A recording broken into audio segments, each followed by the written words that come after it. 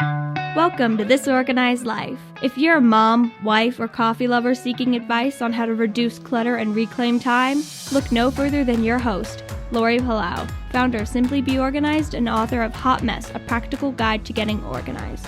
For a lot of people, clutter is their dirty little secret, but it doesn't have to be. Each week, we will share practical tips, chat with experts, and provide strategies on how to keep you organized. I hope that by sharing our stories, you feel a little less alone and more empowered to tackle the areas that are holding you back. So let's get started.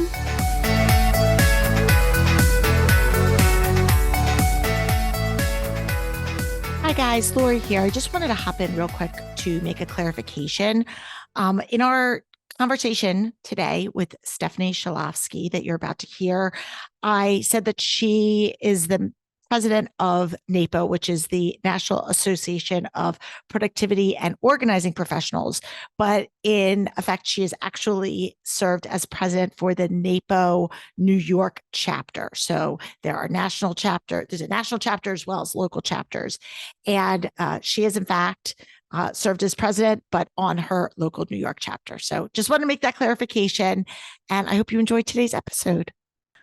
Hi, everybody, and welcome to today's episode of This Organized Life podcast. I am your host, Lori Palau, and today we are continuing in our room by room series, and this is a space that is a pain point for a lot of people, and it is the home office.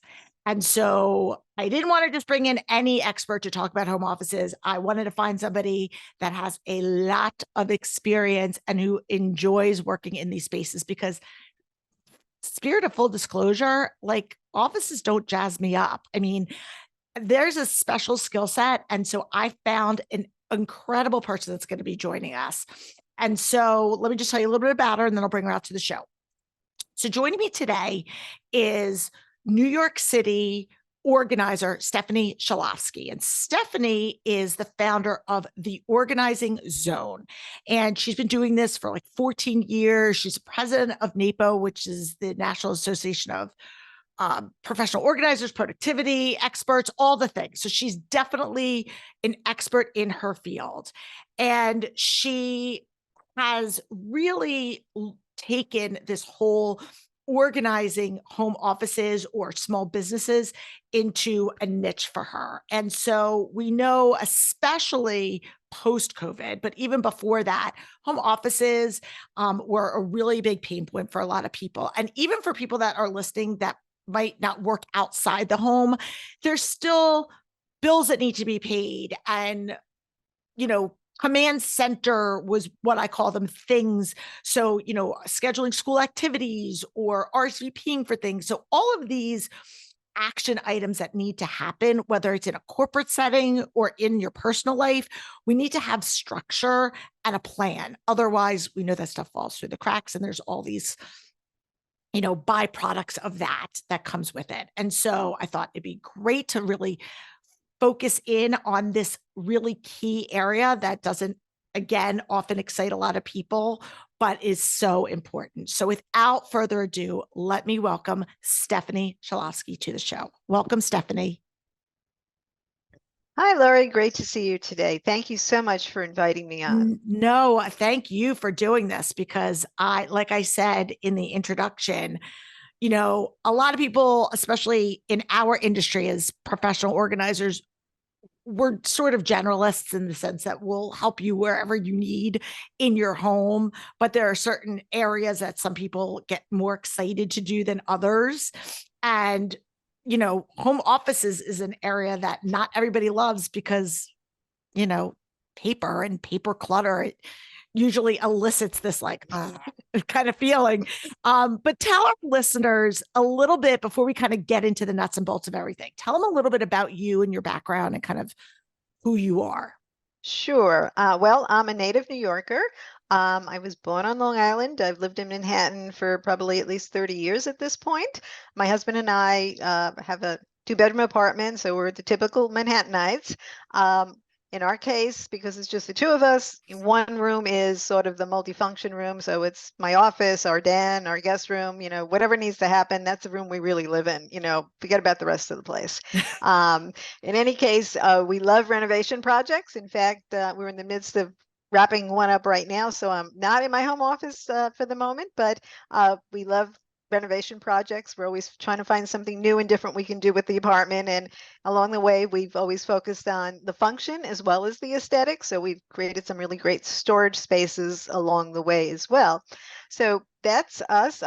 Manhattan is great. Obviously it gives me a very distorted view of the world at times, especially when we travel to places that are less populated and that close up, at 9 o'clock at night. So it's, a very different kind of environment, but we try to take advantage of it. From a professional standpoint, I had always wanted to work in Manhattan. Growing up on Long Island, that was sort of the goal.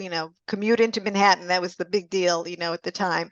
So I wanted to be in a corporate environment. I got the corporate job. I worked in Manhattan, and I worked on the corporate side for a while, and then I transitioned to a smaller entrepreneurial company, and I worked there for quite a while, and that was like going to an entrepreneurial school, because it was the perfect training ground for learning all those things you needed to know if you were to run your own business.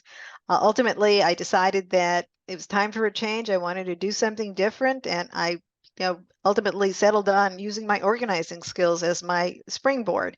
And those entrepreneurial skills really set me in a good stead and a good place to start, because I remember in the first year I was starting stuff and doing all those startup tasks one has to do. I had friends asking me, well, how did you know to do that? And what about this? How did you even know that? And it was like, I just knew it because, my past life had really, helped me along the way. And, fortunately, it's been a great run, and I just am celebrating my 15th year in business this month. So it's been a fast 15, but it's been a great ride. That's amazing. I love it. It's funny because for any of our long-term listeners, but you probably don't know this. So my husband was born and raised in Manhattan. And so he was born in Lower East Side when it wasn't like cool and hip and trendy. It was sketch. But yeah, it does. And now we live in the country, but it's a very different way of life. And like, we all live in our bubbles, right? Wherever you are, right? You could be in Manhattan and you're still like kind of in your norm and what is normal for you. And there's so many nuances, or, same for, rural, wherever. And I think from an organization standpoint, people that grow up or that live in smaller spaces, there's a different lens that you see things through. And again, it can be a both and. You can have the space, you can have the efficiency. You don't have to necessarily sacrifice, but it is interesting. And we'll save this for another time, but I love the different perspective, because the challenges that your clients face are oftentimes, there's some overlap, I'm sure, but there's different challenges than the clients that I see that have almost too much space, I like to say, and when the luxury of space, air quotes, is not always a good thing. And I've talked about that and written about that. So that in and of itself is interesting. There's something else that you said that I totally just, totally lost my train of thought, but, I know what you were going to say. You've been doing this, like I'm also, I forget. So what year did you start? To the 2008? Yeah, 2008. Okay. So I was like a year behind you. And so again, you see the evolution of this industry changing, from back in the day. And I always, especially when I'm talking to younger folks, I'm like, there was no Instagram or Pinterest or any of the things that even when we started to even just give that visual aesthetic. So things have changed, and I think grown for the better, in the sense that the industry, and tell me what your thoughts and observations are. I'm curious to hear, like, the spectrum of what professional organizing encompasses has really been expanded and yet refined at the same time. And I'm just wondering if you could just speak to that from your perspective. I think that's very true, Lori, because when you think of organizing, especially professional organizing, you immediately think of the closet. You think of the home environment. That's everybody's go-to spot. But organizing is so much more than just the home environment.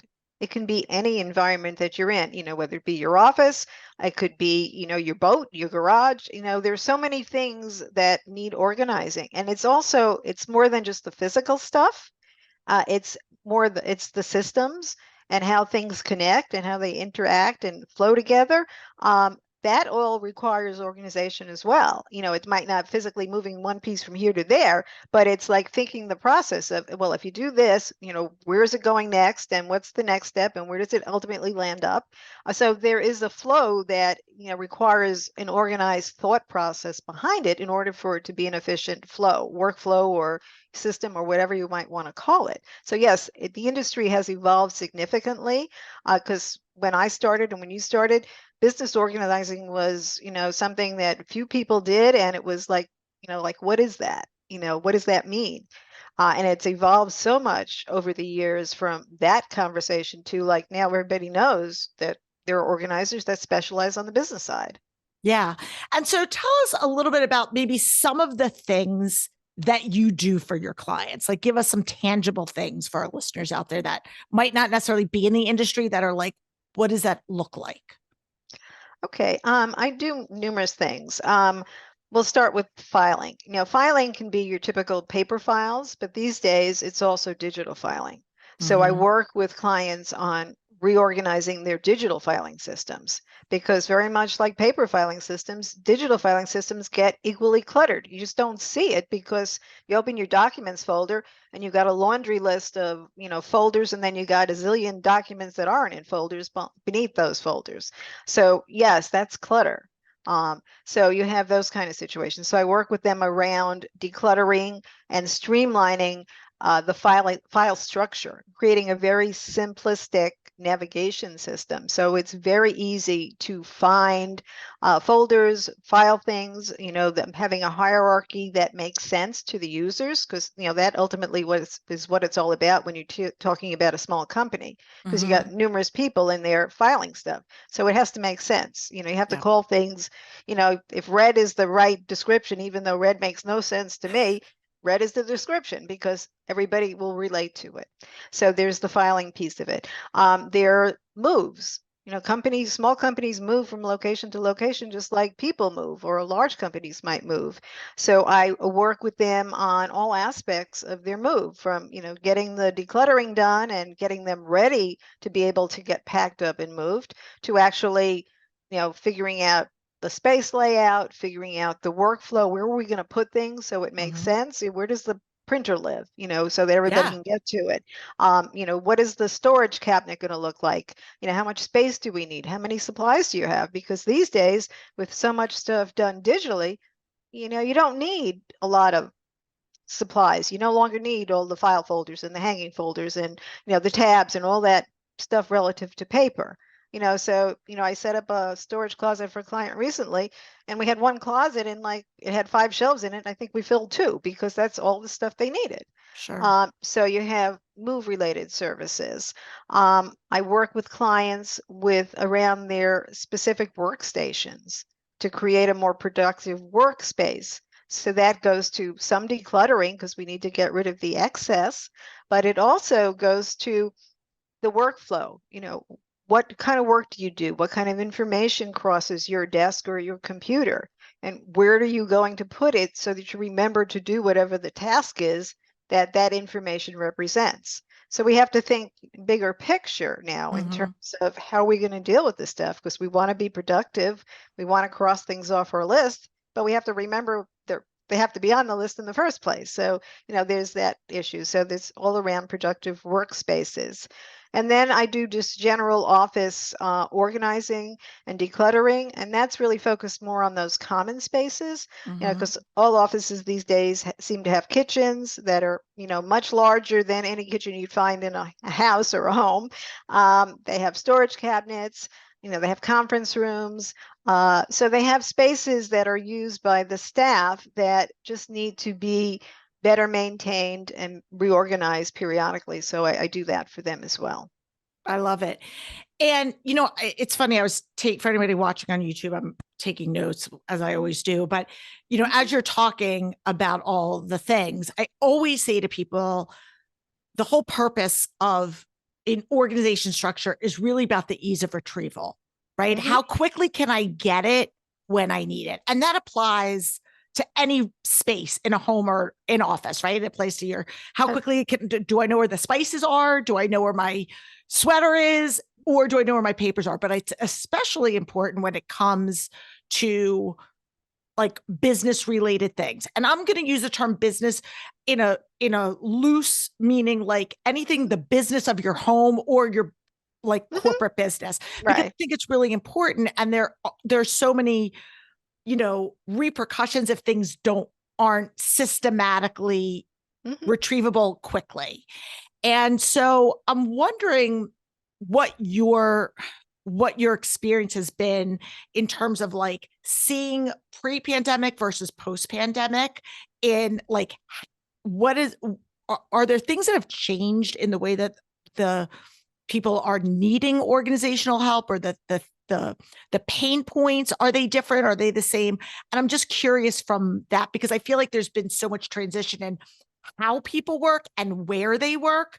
And I'm wondering how that's what you've seen from that, from your perspective. Right. Well, I think obviously the pandemic has put the spotlight on home offices, big time.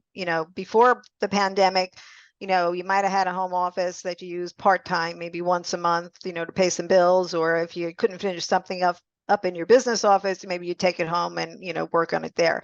But it wasn't a space that, was really used that much. And in a lot of homes, maybe it didn't even exist. Right. But because of the pandemic and the need to be able to work from home, whether, now, whether it be full-time still or on a hybrid remote kind of work model, you still need that space. And the issue becomes that, now the home office has a very much more elevated position, in the real estate world as well as in the home. So that anybody that's out there, looking to move, whether it be into a house or an apartment, the first thing they're looking for is, where am I going to work? Where's my home office space? Yeah. And in smaller spaces, especially, you don't necessarily have a dedicated room that can be the home office, because you can't afford the space. You can't give the whole space to an office because you have other needs for it. Like in my case, we have ample space, but it's still a multi-function room where I have my office.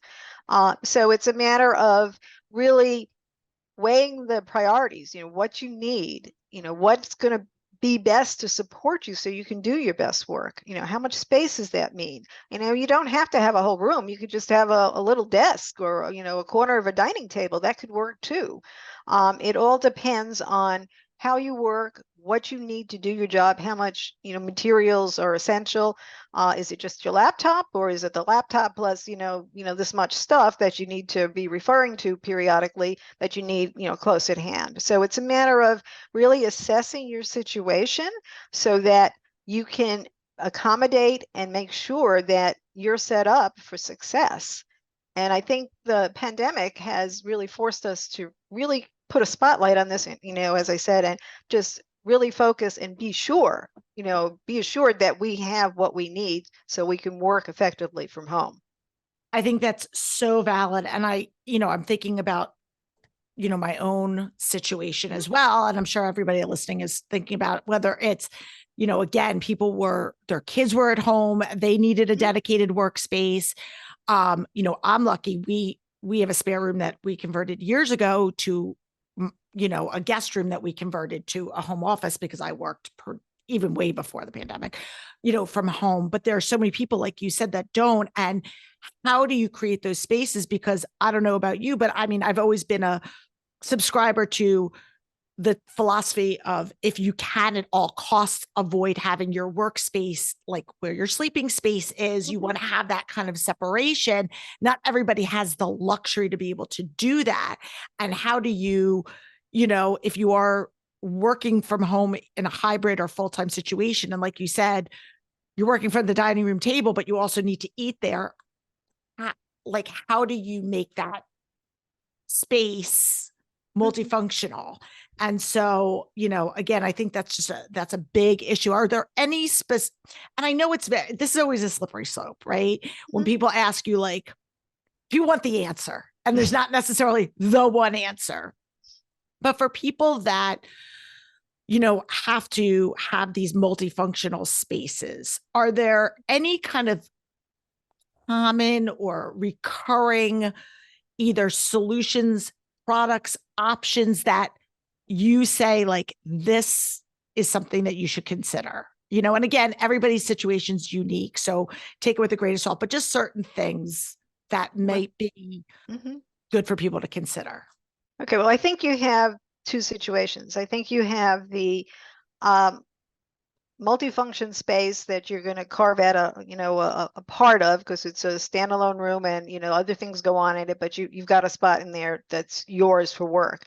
So whether that be a corner of your bedroom, a corner of a den, a corner of your living room, whatever space it might be. So you've got that scenario, and then you have the situation where space is at a premium and you don't have a desk per se that you can park yourself at, regardless of where it's located. You have to take a piece of the dining room table. So let's look at them as two separate things. Sure. So we'll start with the piece of the dining room table. So if you're starting with a situation where you don't have the luxury of a desk and you're using a corner of a table during the workday, then creating and adopting a mobile office kind of concept and philosophy is really beneficial, because the real key with being productive is to be able to, in the morning, after the assigned time, be able to sit down and just start working. However, if you have a situation where you don't have a permanent desk and your stuff is scattered all over the place, you spend, a half hour, an hour trying to get it all together so you can actually sit down and get working, and you've already lost, that much time from your day. So what I recommend to clients to do is to create a mobile office. And that mobile office can be a box, it can be a container, it can be a mobile file cart, which I actually had one client get. And basically what you do is you take all the essential things, you identify what you need to actually do your job. Is it just your computer and your pen, or is there, other stuff required? Sure. So you gather it all together, you put it in this container, whatever the container might be, and basically every morning when it's time to get to work, you take that container, because now this container has a designated storage spot. It's also not like just randomly placed wherever. And you park it on the table, you unpack whatever you need, you leave the rest of it in the container, and you can just start working. And then at the end of the day, you just reverse it. You pack up whatever you pulled out of it, you trash whatever you don't need, and you park the container back in its parking spot. So that makes for a more efficient situation, and it makes sure that you can actually do your best work because you've got everything you need right there, and nobody has to know you're sitting at the corner of your dining table. You're working. That's all that matters, and you're getting the job done. If you're in a situation where you actually have more space and you have a desk that is in some part of your home that isn't necessarily a full room, it's the same kind of thing. It's basically setting boundaries around that desk so that the only things that are on or in or near the desk are things that you use all the time. And everything has a home so that you don't have piles. You have drawers, or you have other places to store things so that you know where things belong. So if you have to file something, you know where it goes in a file cabinet. If you need another pen, you know where your supplies are, frequently used supplies, you want close by in your command center. So you can just open the drawer and there it is. So basically setting a boundary around that space. So no other members of your family are necessarily using the space, or if they're using the space, they clear their stuff when they leave so that it doesn't impact your ability to work when it's time to get back to work. And even if that space is like in your bedroom, which, there's been a lot of studies about, the negative, negative impact of doing that. Same kind of thing. You want to try to create like sort of a virtual door so that when you finish working at the end of the day, you clear your desk, set it all up for the following morning, put the chair in, and you basically walk away and virtually close the door. So it's like, the space is there, but we're not seeing it necessarily. Right. No, I love it. I think that's great. I'm wondering if you have any, because I was just like thinking through the different scenarios. And again, there's so many layers to office organization and ways that people do it. And I'm a believer that there's not a one size fits all. You have to kind of adapt what's going to make sense for you when it comes to filing, when it comes to what programs to use, whatever the situation is. But I'm wondering if there's any like kind of things that you, when you walk into a space, whether it's at somebody's corporate office or home office, and you're like, yeah, that's a no-no, or that's like a breeding ground for, disorganization or clutter or not like lack of productivity. So, and I'll give an example. Like for me, one of the things that I try to avoid is that like flat inbox, where things go to die at the bottom, like I always try to tell people, if at all costs, if you can, store things vertically, whether that's your bills, whether that's papers, whatever. So like, that's kind of like, I'm overly generalizing, but I'm wondering if there's any kind of common pitfalls that you see that maybe you could share some, alternative solutions for people. Right. Okay. Let me see. Well, I think the first thing is, especially when I'm meeting with a new client, Mm-hmm. It's the piles. In the piles that are not necessarily just on the desktop, but the ones that land up on the floor or, scattered around the space. So that's the first thing that I focus on, because the question is, okay, why? Why is this stuff piled up? What is your filing system like? What is your storage capability? Where else can this stuff go? And does this stuff really have to be here in the first place? Maybe it belongs someplace else, or maybe it's stuff that you no longer need that you've, just haven't dealt with. There are a lot of reasons for piles. So, piles become the first thing. Then a lot of times, and this happened with one client, he was fortunate enough to have a whole room that was his home office. It was a little bit of a shared space because he used a little bit for some overstock storage for the rest of his apartment. But it was like, okay, what should be in here? You have these racks that are like overflowing with God knows what. But what really belongs here? It's trying to identify the parameters of what should be included in a specific area and what doesn't belong. So it all when I'm talking with clients, and that client specifically, it was like, okay, let's identify what you need in the space. What kind of work do you do? And what does that mean in terms of tools and materials and whatnot? Let's identify those things so that we can make sure we accommodate them, but we don't go crazy and, have, 20 other things in here that really aren't needed, that just take up valuable space, because space is obviously got significant value associated with it. Sure. What about filing? Because I'm curious, when you talk about having excess stuff that you don't need, right? And I talk a lot about, so our framework here at SBO, at Simply Be Organized, I talk about physical clutter, emotional clutter, and calendar clutter, right? Those three main camps. Then you have like digital and financial, like all these other subsets. But just to kind of think about it in those three kind of concentric circles. And a lot of times, like they're intertwined, and I see physical clutter being, the papers and the piles and all the things. But ultimately, it really stems from that emotional like fear of that, what if I need it?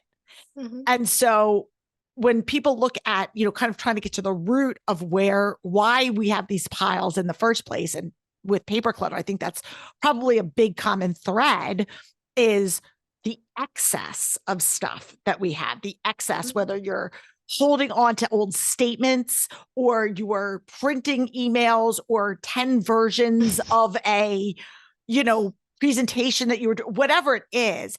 And so we have all these things, and we have this need to feel like we need to hold on to these things.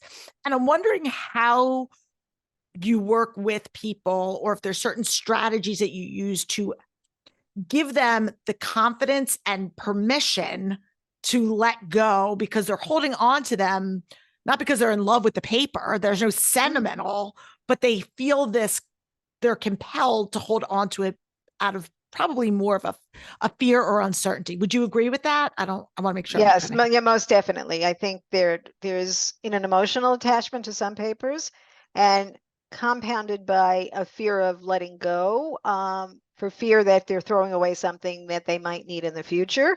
Mhm. So I think you get those two things that sort of get intertwined. So yes, I encounter that a lot with clients. So it's a matter of working through the issues, and usually what I start doing with them, to begin with, before we even get too much into the, like, how are we going to sort these out and what decisions we're going to make, is take a big step back, and I talk to them about retention guidelines. What do you really need to keep? Let's make a list. Let's create a retention list for yourself. And let's identify all the different kinds of paper that you have, all the different kinds of documents. And let's determine how long you need to keep each type of document. If we're talking like utility bills, chances are you don't need those. Right. If we're talking about, your will, of course you need that. That's something you're going to keep forever. So there are extremes, needless to say. But it's basically, we start by really making a laundry list of everything they have. And I did this with a client when we were working on her files, and we basically made a list. And some of the things, as we were making the list and we were talking through, the different household kinds of bills, the different professional paperwork she had, it was easy for her to say, oh, I don't really need that. Now that we're talking about it, I realize, I don't need it. Other things I said, I would suggest to her, well, maybe you need to get your financial advisor or your legal advisors to weigh in terms of how long you should keep certain types of documents. And so that's the other part of this, because there is, there are certain guidelines, and if you're not familiar with them, you should be, because that sort of drives what to keep and what not to keep. So that's another area that we focus on as well, because ultimately I want my clients to be able to quickly sort stuff, and it's like yes, no kind of thing. Let's clear what's here. And the only way to do that is to sort of have a playbook to start with, and to say, okay, if I'm not sure, I'm going to look it up and see what we decided, and then I'm going to follow whatever it says in my playbook, and that's what I'm going to do. And the most important question, I always tell clients this: if you can answer this question, you can have peace of mind. The question is, if in fact you need another copy of this document that you are now discarding, where are you going to get it? Who do you go to get another copy? So if you can answer that question, then you've got peace of mind, because Totally. in all probability, you're never going to need another copy. But should, on that, off chance that you do, if you know who to go to, it's done. You don't need to hold on to a whole wad of paper just in case. Yeah, I love that. And again, I think it's so true. And it's one of those things where when you say it out loud, it's so simple, but yet it is such a roadblock for so many people. Yes. And that reminder is really important, because again, it's like seeing that when people like catastrophize, or they are thinking like all these worst case scenarios, where sometimes you're like, okay, let's play it through, like you just said. So if we did get rid of it, and all of a sudden you get audited, or all of a sudden you have to return, like, if you get rid of this, could you go back, especially nowadays with so much digital access? Like, how quickly can I get it? Where would I go, and how quickly? And a lot of times when I sit down and talk with people, even though I'm not in homes as much as I was, but I would say you could probably get your answer, or you could probably find this quicker digitally, or by Googling it, or whatever, than taking the time to actually sort through a file, or go and dig it up, and that's a big thing, even with like manuals. Like I tell people all the time, and I'm sure you see this as well, like you get a new appliance, or you get a new fill in the blank, and you are like, oh, I need to hold on to this manual. What if it breaks? What if I need to troubleshoot? And I mean, thank you, Google. Or thank you, YouTube. I got this error code. What does this mean? It's going to take you 3 seconds to Google that. And it could take you God knows how long to go ahead and do it. So I think just having those conversations and reminding people gives them that, helps to give that peace of mind. There was a couple things that you said when I was just kind of like doing a little bit of research. So I'm going to read here just because I want to make sure I get your quotes right. Okay. So you talk about pushing your own boundaries outside your comfort zone being a key component of success. And I was just, it kind of struck me. And I was wondering if you could elaborate that and maybe some specific examples that you've done in your life and things that maybe some people can try out there. Because again, I think we underestimate the importance and value of what we're talking about today. No, that's very true. Well, pushing your boundaries and, getting outside your comfort zone is all about charting new territory. It's really about being willing and open to learn new skills, to try different things, to really put yourself out there. And by doing all that, there's a tremendous upside because there's so many benefits that you can, take advantage of by really pushing the boundary and saying, okay, I'm really going to go do this and I'm just going to see what happens. And I'm not going to like get all panicked and, get myself all stressed out, but I'm just going to dive in and take a chance. So in my own case, regarding my business is probably the good place to start is when I started my business 15 years ago. My background was in logistics, production, marketing, organization, of course, was always a strong suit of mine, project management. So I had all those pieces, really well honed. I knew exactly what to do. If you came to me and said, blah, blah, blah, I could just, off to the races. However, when you run a business, you got to wear all the hats, especially when you're starting out. So one of the hats that was like, oh my God, it was the sales hat, because I never was in a sales position in my former life. And it's like, no knowledge about the sales process, the sales conversation, how to do this, what to say. It was like, oh my God, you say sales to me and I'd be like, oh no, okay, I'm not going out today. That's it. Panic is set in. We're done. So I had to force myself to learn what I needed to know to be able to have those conversations, because obviously you can't have a business without clients, and to get clients you have to be able to sell. So it's like the circle. So I took classes. I talked to people who were salespeople, the real innate kind of sales guys that can just open their mouth and all of a sudden they're selling you something. So I talked to a number of them to get pointers and insights. So over the years, I managed to obviously address that and be successful at that piece of my business. And the other part of it was the networking part, because now I needed to go out there and meet lots of people, because now I needed to make new contacts. Referrals would be important. New resources would be important. And to do that, I had to put myself out in, networking situations, which I hadn't done previously. So that was like, oh my God, I'm naturally an introvert. So now I had to put on the extrovert hat, at least temporarily, and force myself to go out and talk to people and, get to know them and, do all the things you need to do to make contacts and start to make connections. So that was very intimidating thought initially. And of course, like anything else, the more you do it, the more comfortable you get at it, and you start seeing some successes, which are the benefits. And the more you keep going, because that just reinforces that you're on the right path, and you just need to keep going. I love that. And I have so many thoughts. So again, one of the things that I do, and I started this about 5 years ago, is I have this, we call it the SBO Partner Program, where we coach and mentor other people in their businesses. And it's kind of a twofold.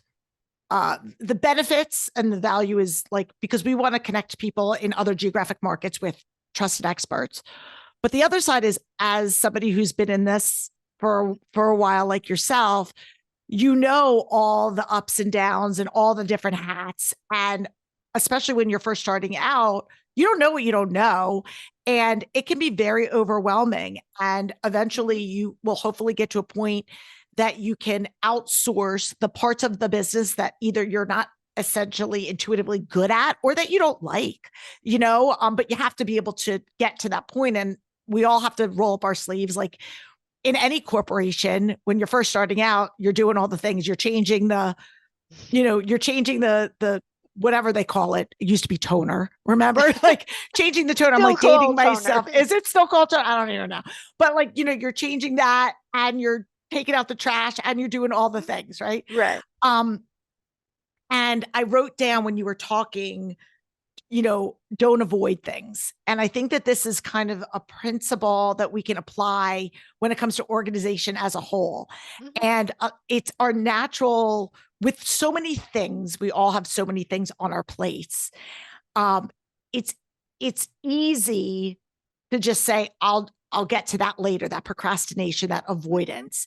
Right. And we see that easily pile up, especially in offices when it comes to paperwork of, I don't know what to do or whatever. I'll shove it in a drawer. I'll put it off. Mm-hmm.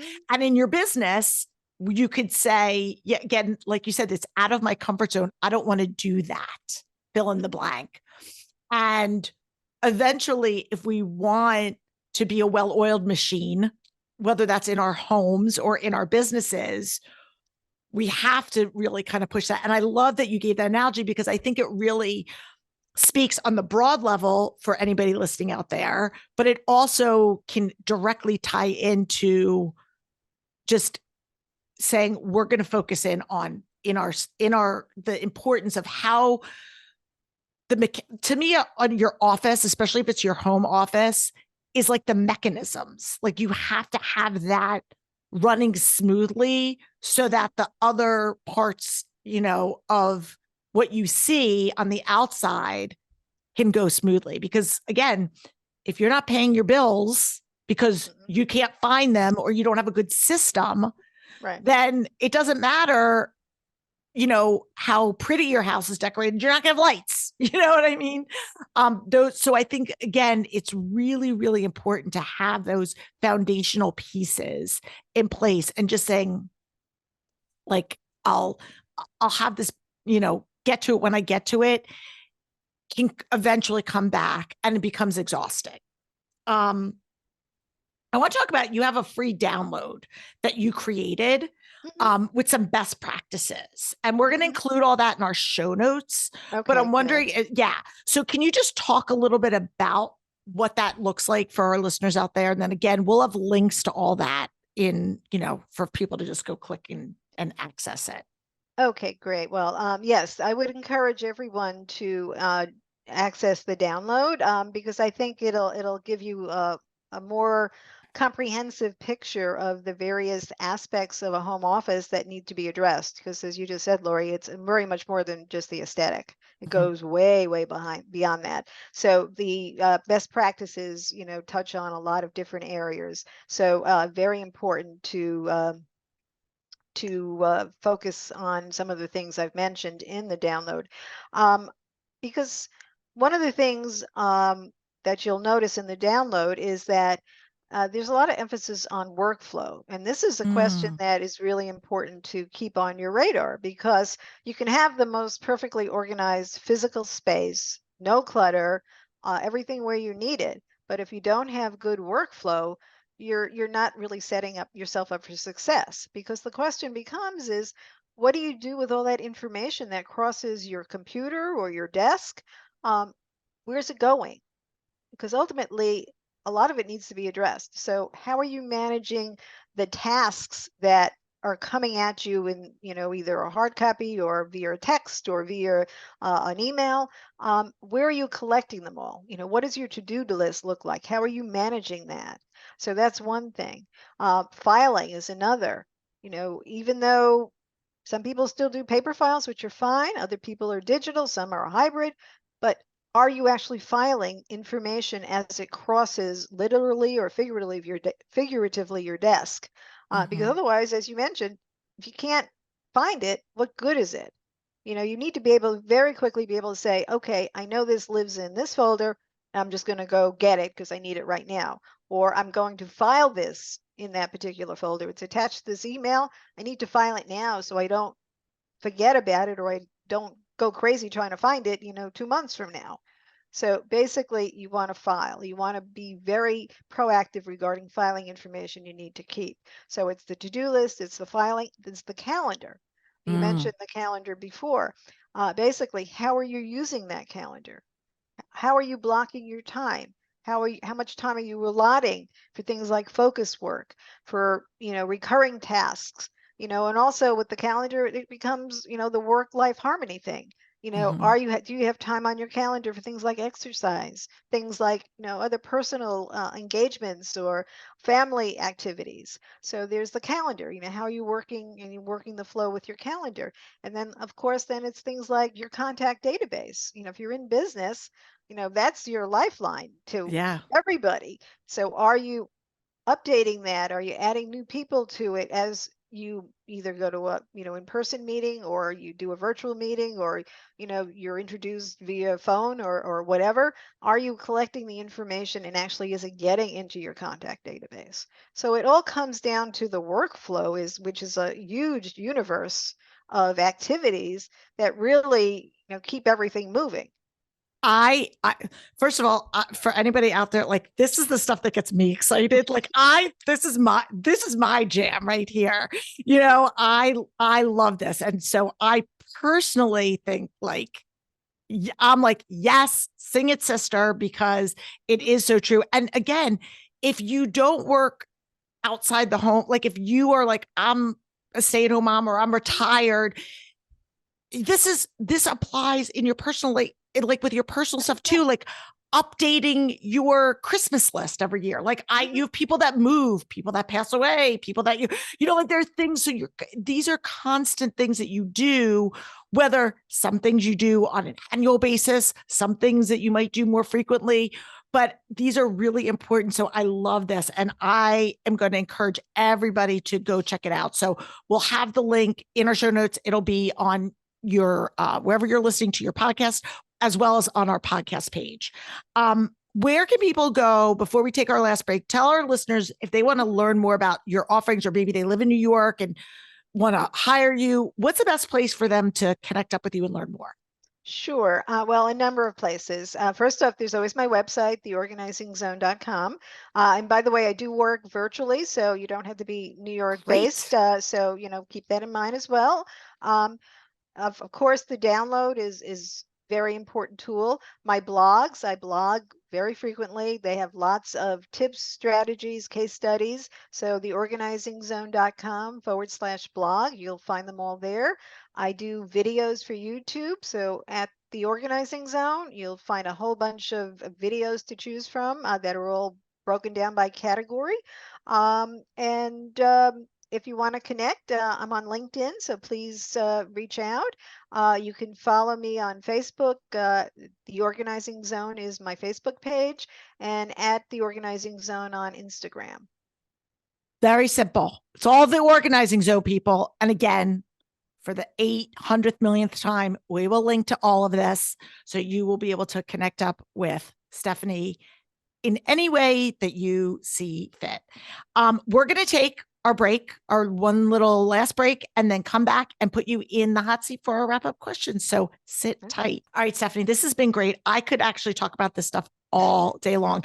And, people, I'm hoping that people don't just scroll by and say, oh, home offices, or offices, I don't like it. And just, go, because there's so much valuable information in what you said and so much content. So people, if you are listening to this, share this with your friends, share this episode, tell them it is worth the listen. It's not just the dry, boring paper stuff. There's so much valuable content, so you can help move the needle. So that being said, we always ask our guests a couple of questions. Want to learn a little bit more insight about you on the personal level, and also it selfishly helps us, our question about books, because it gives us a jumping point of what's a value of our time to read. So as you know, the first question I'm going to ask you is, what is a book that is something that you either are passionate about, want to listen, want to read, have read, something that's, on your radar?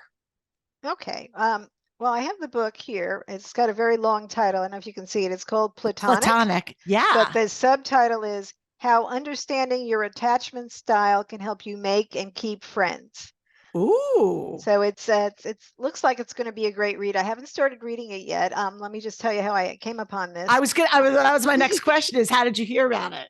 A friend of mine and I have been, well, let me just back up 3 steps. I have this networking contact I met like years ago. We reconnected before COVID. We have no idea how we met the first time, but that our meeting after, pre-COVID was a springboard towards, reconnecting, getting to know a lot more about each other. COVID happened, and like everybody else, we were looking for, companionship, people to talk to. So we talk, very frequently, and it all evolved into a really solid friendship. Recently we were talking about what we want out of friendships in general and our friendship specifically, and my girlfriend happened to see a review in the Wall Street Journal for this particular book, and she said, hey, maybe we'll both get it. We'll have our own little mini book club. I was going to say, like a little mini book club. And we'll read it, and we'll see what we learn. We can discuss it and see if it makes sense. If we like it, we'll keep reading more. If it doesn't make any sense, that'll be that, but we'll Right. we'll give it a good shot. And that was perfect, because one of my goals for this year was really to focus on making new friends and really solidifying my current relationships with my friends. So it sort of all ties together, and the timing was just perfect. I love that. I love everything about that. And I want to read the book. So again, thank you so much, because a great referral. Sure. But I love that because, again, I think you touched on it. We didn't have a chance to really dive into it, but we've talked about this before on other episodes, is really when you're talking about the calendar management, is not just looking at the things on your to-do list, all of the, whether work or personal obligations, but all those important and intangible things, like making time to work out, making time to cultivate relationships, making time to read. I can't tell you how many times I've seen people, and I've been guilty of this myself, especially when my kids were younger and I was running a business and all the things, where you're like, I don't have time. Like, I don't have time to read a book. I don't have time to sit and do this. I don't have time to exercise. And it's so important. And as I get older, and yes, my life now is a little less chaotic from back at, a decade ago, but really the value that comes from, even if it's for small snippets of time, to be able to carve that out. And so it seems like a great read. And thank you for sharing it. I love that one of your goals is to cultivate relationships. I think that's so, so important. Okay. And then our last 2 questions. Ask every guest all the time, because we all know that there are areas of our lives that we're thriving and others that were a bit of a hot mess. So in this particular season of your life, where do you feel like you are the most organized, and where do you feel like a bit of a hot mess? I think the most organized just generally is at home, because naturally I'm an organized person. Everything has a place. Though I like stuff, it's not like I'm a minimalist. I do have stuff. I do like to shop. I do like to buy new things. The rule, though, is when we go on vacation is if we see something we want to buy, where are we going to put it? So we don't buy it until we've answered that question. And usually I can figure it out an answer to that question if it's something I really want. So even if I have to part with something, I make it work. So basically at home is probably the best, I feel the most organized, and, everything's got a spot. As far as the hot mess, usually when life happens, that's really when that sort of puts me over the edge a bit. And I had a couple of situations over the past few months. I guess the biggest one was when my husband had COVID back in September. So he had to isolate in our bedroom, and I was relegated to our den guest room office.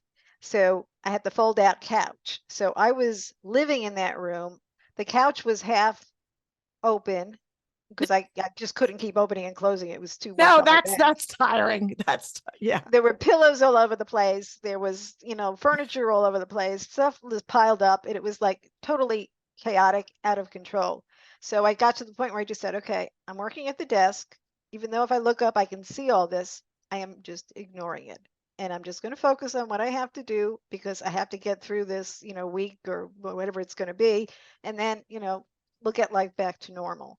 So ultimately, that's what I did. I was the nurse, I was the shopper, I was the worker, I was doing everything, and I was just ignoring the chaos that was just all around me.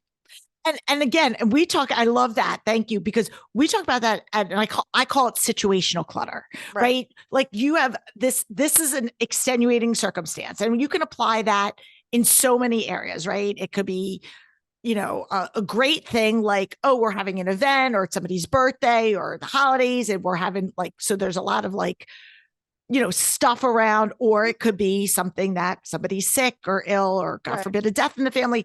And so stuff's going to happen, and everything's not going to be in your nice, neat box the way that you like it. And just embracing it for knowing, okay, this is temporary, and giving yourself that permission and the grace to go, I'm just not going to look over there. It's when that becomes the norm is when it's a problem, right? We want to differentiate the chronic from the situational. But yeah, that is true. And it's hard when things throw you off your access. But hey, even professionals like veterans like Stephanie still gets to her. So thank you for sharing that. Sure. So thank you to everybody that's tuning in. I really hope you enjoyed this episode. I loved our conversation, and I encourage everybody, like I said, share it with your network, share it with people, and let them know there's so many little nuggets of life skills that are incorporated in this. It goes beyond organizing a file cabinet. And I think that's really what we want to drive home in this episode. So please make sure follow us on socials, subscribe. So our new episodes get downloaded each and every week. We're on YouTube as well. And, we'll be back next week with another episode of this Organized Life podcast and following in on our Room by Room series. So until next week, I'm Lori Palau. Peace out. Thanks for tuning in. If you like this episode, please spread the love and share it with your friends. And if this is your first time joining us, make sure to click the subscribe button wherever you are listening so you never miss an episode. And while you're there, please leave us a review so other people know that our show is worth the listen. You can also find us on YouTube and Instagram at This Organized Life Podcast. And if you'd like to connect with us, you can head on over to our website at simply the letter B like boy organized.com, which is filled with tons of resources, including free downloads, checklists, links to our amazing organizing partners, and all of our digital offerings. I'll see you next week for another episode of This Organized Life.